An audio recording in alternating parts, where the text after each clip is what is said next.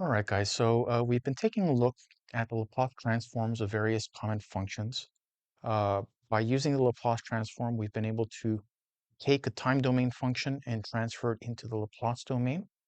And I did go through some examples of very common functions and showed you how to use the definition so that you can actually perform the Laplace transform.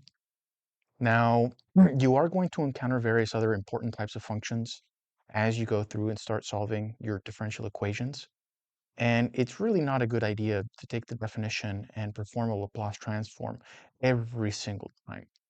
So as engineers, and you'll see this in math books, you'll see this in physics books, anytime you're faced with doing a Laplace transform in order to solve an ordinary differential equation, a more common way to perform the Laplace transform on every term is to look up the different types of functions in tables.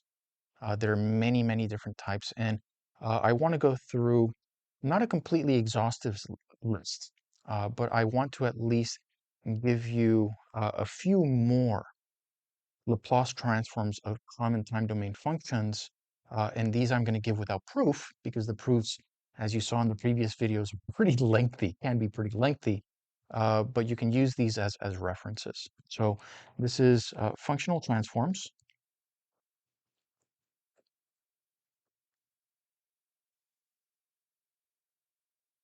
Essentially a continuation. These aren't examples anymore. This is an abbreviated list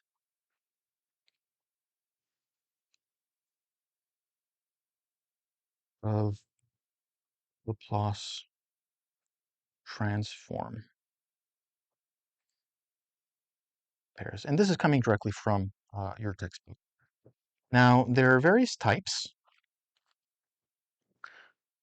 And here we actually have the time domain function.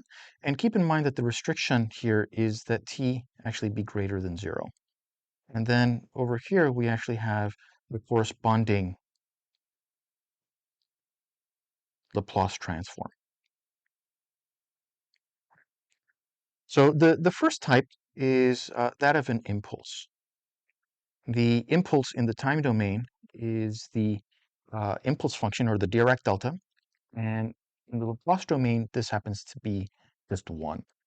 We can also have a step function. This is a function of the form u of t, which can take on two values, either 0 or 1. And in the Laplace domain, this is 1 over s. We could also have a ramp. In the time domain, that's t.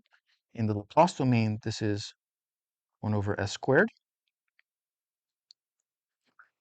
For an exponential,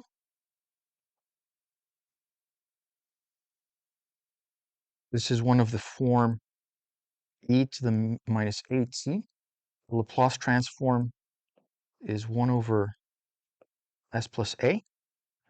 And here what I'm going to do, just so that we can keep these things straight a little bit, I'm placing a dotted line so that I can keep on going, because there are maybe like 5 or 6 more. We also have the sine function, which in the time domain is of the form sine omega t in general. In the Laplace domain, this is omega divided by s squared plus omega squared.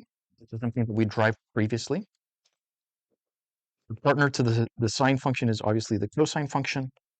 So here, if in the time domain we have cosine omega t, then this is s divided by s squared plus omega squared. Let's do another dotted line. These are kind of brother and sister. They always show up together. We could also have a damped ramp. This is one of the form t e to the minus at in the time domain, while in the Laplace domain, it's going to be 1 over s plus a, the whole quantity squared. We have a damped sine.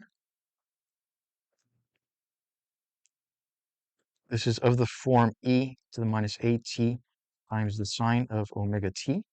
In the Laplace domain, it is omega s plus a, quantity squared, plus omega squared. And we have one last one. It's given in the textbook. This is a damped cosine. This is of the form e to the minus at times the cosine of omega t in the time domain, and in the Laplace domain, it is of the form s plus a divided by s plus a squared plus omega squared. Once again, this is not a completely exhaustive list. However, one of the things that you'll get used to as an engineer is oftentimes rather than having to do the harder work by hand, it's much simpler to rely on things that have been done by previous engineers and previous mathematicians and physicists and just go ahead and use those results. If in doubt and you don't find something on the table, then you might have to go back to the definition and calculate it yourself.